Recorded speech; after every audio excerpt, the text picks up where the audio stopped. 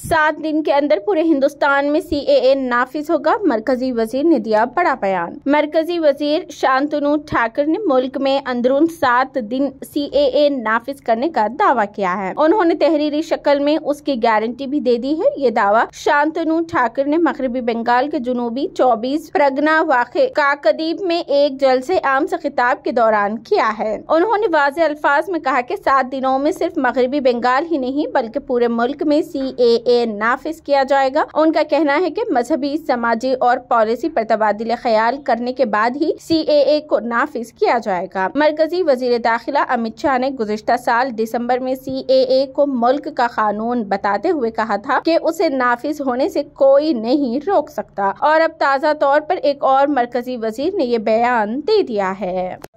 ভারতবর্ষে CAA लागू হবে এই গ্যারান্টি আমরা আজকে মঞ্চ থেকে দিয়ে গেলাম। আগামী এক সপ্তাহের মধ্যে ভারতবর্ষ, পশ্চিমবঙ্গ সহ ভারতবর্ষের প্রত্যেকটা স্টেটে CAA लागू হবে এবং সেটা আপনারা দেখবেন। আজকে সেই গ্যারান্টি মঞ্চ থেকে দিয়ে যাচ্ছি। সুকান্ত দা